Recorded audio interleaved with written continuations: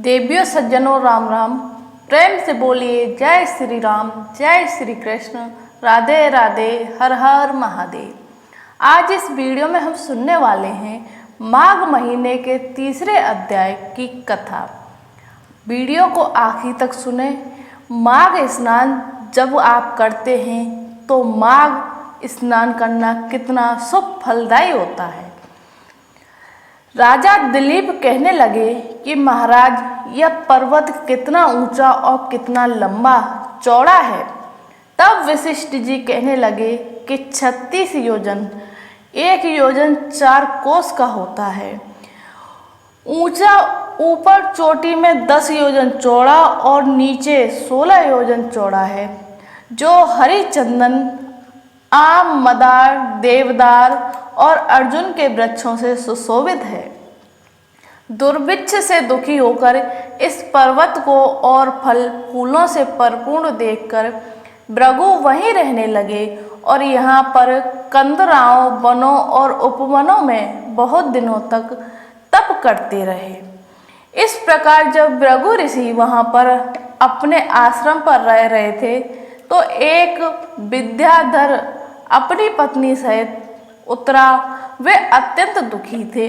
उन्होंने भृगु ऋषि को प्रणाम किया और ऋषि ने बड़े मीठे स्वर में उनसे कहा कि हे विद्याधर, तुम बड़े दुखी दिखाई देते हो, इसका क्या कारण है। तब विद्याधर कहने लगा कि महाराज, पुण्य के फल को पाकर, स्वर्ग पाकर तथा देवतुल्य शरीर पाकर भी मेरा मुख व्याघ्र जैसा है। मेरे दुख और अशांति का यही एक कारण है। स्वर्ग पाकर भी मैं शांति से नहीं रह पा रहा हूँ। न जाने किस पाप का फल है। मेरे चित्त की व्याकुलता का दूसरा कारण भी सुनिए।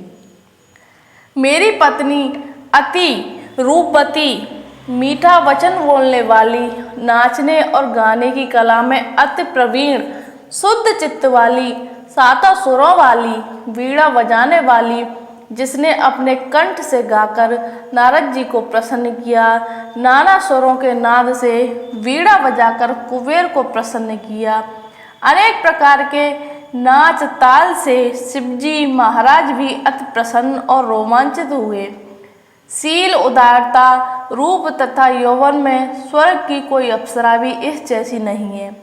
कहाँ ऐसी चंद्रमुखी स्त्री और कहाँ मैं व्याघ्र मुख वाला, यह ही चिंता सदैव मेरे हृदय को जलाती है। विद्याधर के ऐसे वचन सुनकर तीनों लोकों की, भूत, भविष्य और वर्तमान की बात जानने वाले तथा दिव्य दृष्टि वाले ऋषि कहने लगे कि हे विद्याधर, कर्म के विचित्र फलों को प्राप्त होकर ज्ञानी पुरुष भी मोह को प्राप्त हो जाते हैं। मक्खी के पैर जितना विष भी प्राण लेने वाला हो जाता है।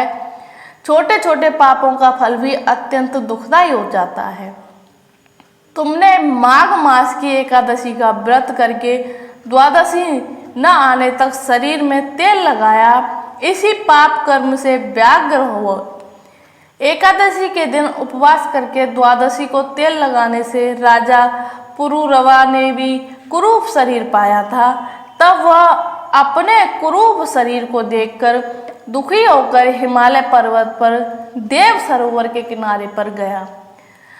प्रीतिपूर्वक शुद्ध स्नान कर कुशा के आसन पर बैठकर भगवान कमल नेत्र, शंख, चक्र, गदा, पद्म के धारण करने वाले, पीताम्बर पहने, वनमाला धारण किए हुए विष्णु का चिंतन करते राजा पुरुरवा ने 3 मास तक निराहार रहकर भगवान का चिंतन किया। इस प्रकार 7 जन्मों में प्रसन्न होने वाले भगवान राजा के 3 महीने के तप से ही अति प्रसन्न हो गए और माघ की शुक्ल पक्ष की एकादशी को प्रसन्न होकर भगवान ने अपने शंख के जल से राजा को पवित्र किया।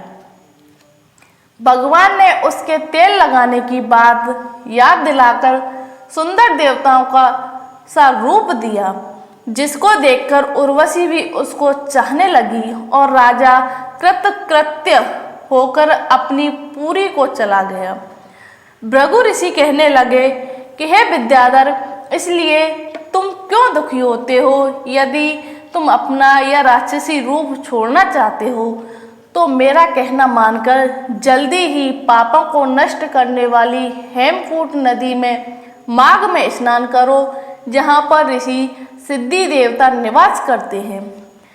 अब मैं इसकी विधि बताता हूँ। तुम्हारे भाग्य में माघ मास आज से 5वें दिन ही आने वाला है। पौष शुक्ल एकादशी से इस व्रत को आरंभ करो। भूमि पर सोना, जितेंद्रिय रहकर दिन में 3 समय स्नान करके महीना भर निराहार रहो। सब लोगों को त्याग कर तीनों समय भगवान विष्णु का पूजन करो। जब तुम द्वादशी को शिवजी स्रोत और मंत्रों से पूजन करोगे तो तुम्हारा मुख देखकर सभी चकित हो जाएंगे और तुम अपनी पत्नी के साथ सुखपूर्वक क्रीड़ा करोगे। माघ मास के प्रभाव को जानकर सदा माघ में स्नान करो। पाप दरिद्रता से बचने के लिए मनुष्य को सदा यत्न से माघ मास का स्नान करना चाहिए। स्नान करने वाला इस लोक तथा परलोक में सदा सुख पाता है। वशिष्ठ जी कहने लगे कि हे दिलीप, भृगु जी के यह वचन सुनकर वह विद्याधर अपनी स्त्री सहित उसी स्थान पर पर्वत के झरने में माघ का स्नान करता रहा और उसके प्रभाव से उसका मुख देव सुदृश्य हो गया और वह मणिग्रीव पर्वत पर आनंद से रहने लगे। भृगु जी भी नियम की समाप्ति पर शिष्यों सहित इवा नदी के तट पर आ गए। जय श्री कृष्ण। यह था माघ महीने की 3रे अध्याय का महत्व। आपको अच्छा लगे तो इसे लाइक करें, शेयर करें और सब्सक्राइब करना बिल्कुल न भूलें। जय श्री कृष्ण।